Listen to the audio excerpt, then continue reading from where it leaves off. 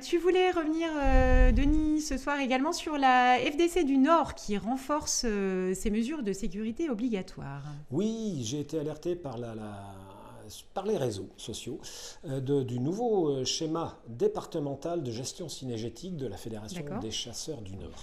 Et plusieurs chapitres comme d'habitude, mais il y a un long chapitre sur la sécurité et des règles importantes. Alors, il y a d'abord la transcription des règles édictées par cet arrêté d'octobre 2020, mais la FDC du Nord va au-delà.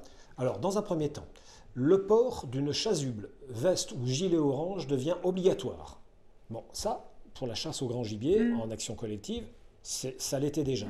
Mais pour tous les participants, chasseurs et accompagnateurs, à une chasse en plaine et au bois. Donc pour des chasseurs de petits gibiers aussi. D'accord.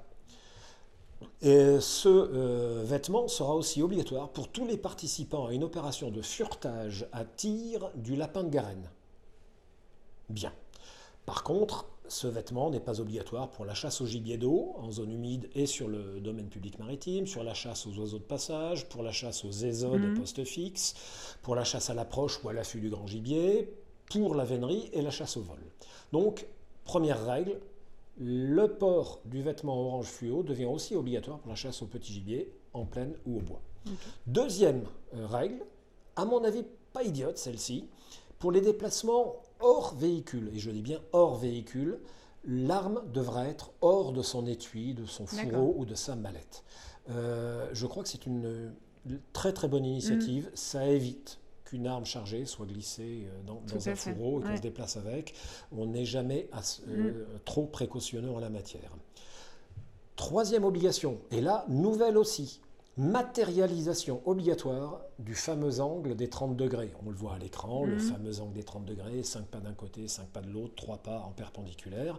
Jusqu'à présent, voilà, on devait le visualiser dans sa tête, prendre des repères. Pas le matérialiser. Là, exactement. La Fédération des chasseurs du Nord oblige à le matérialiser avec des piquets, des fanions, d'une manière ou d'une autre. Mais ça doit être matérialisé pour toute action collective de chasse au grand gibier. D'accord.